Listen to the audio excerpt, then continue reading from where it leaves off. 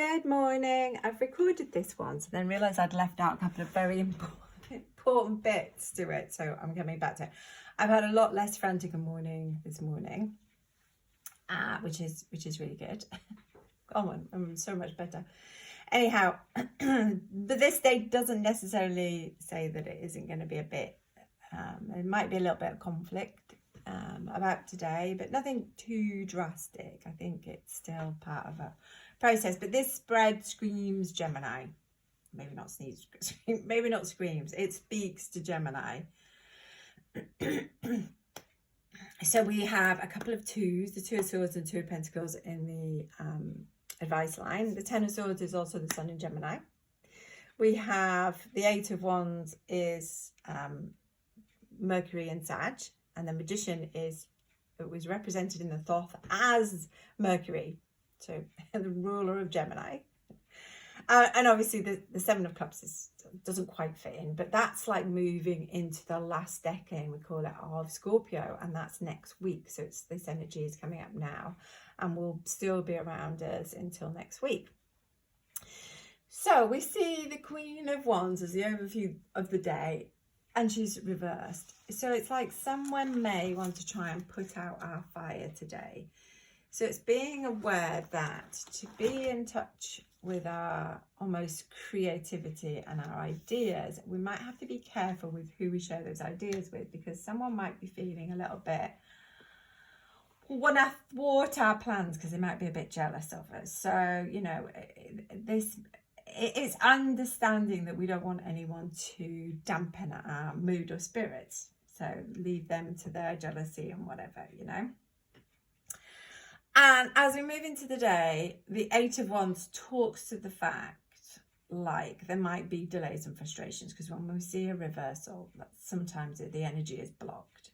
So it might be the end of an infatuation when we realise, actually, we've been just throwing our energy away this way and the other for maybe the wrong reasons. You know, it's like this might be like needing this shift of attitude, because that's required, because actually we've been shouting into the wind and we can't be heard, you know.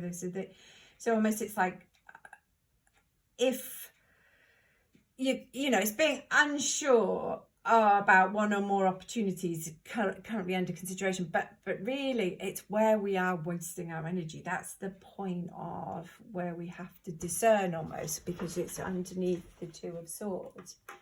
So it's almost seeing where we're wasting our energy, where it's oppositional, where it's actually not really, it's not creating balance, and where it might be where the confliction is, you know, where we might be coming up against somebody who's trying to dampen our spirits. But what's lovely is we see the Magician is sitting there. I love the Magician, is fantastic, and he's heralding a new day. We have the cockle there calling in the sound of, like, there is a new. So where is our magic? What is it that we want to do? Because it's about our, you know, he's wielding that wand. It's about our uniqueness and singularity, our special journey of becoming one with ourselves. The universe loves you and needs you as your unique expression. So we see, so this is like, if you have a dream, a hope, a plan, it doesn't matter however big or small it is, it's like, take a breath and take a deep breath. We have the opportunity to make it happen, because he's got all the tools in front of him to manifest.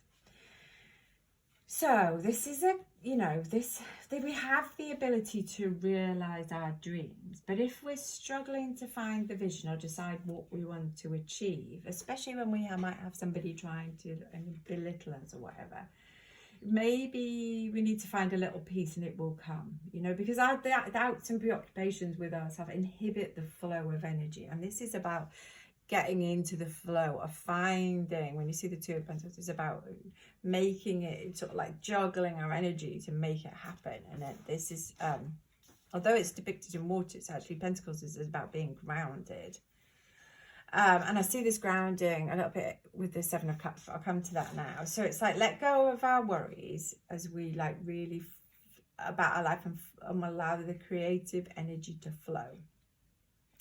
And with the Seven of Cups, it might mean that we, like I say, need to get in touch with our emotion. We need to feel into the emotional connection with what we'd like to achieve, you know. So, and with it being so green, obviously there's the conflict of the red. So red and green are the opposites, but the green is heart based. But this is not being seduced by an illusion. This is opening our mind to possibilities and solutions by imagining what we would most like to achieve and what we can do, not what we don't want, but it's what we can do. And although it needs to be led by our heart, it's not about logic and it's not about fantasy. That could take a bit backseat. It's about actually our intuition, you know, relying on our intuition, because not every possibility will provide the same potential.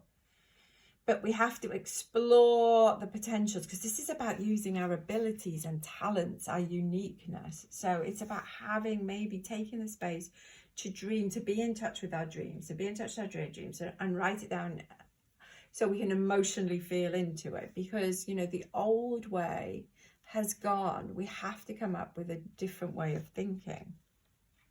So maybe like emotionally declutter, but it's very much, you know, the frog is about transformation, using our intuition, going with the flow, having that flexibility and inner compassion to dance the dance of life. And,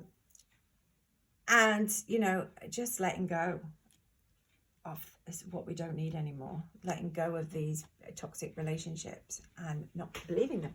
Anyway, love you all lots. Have a good day. Bye.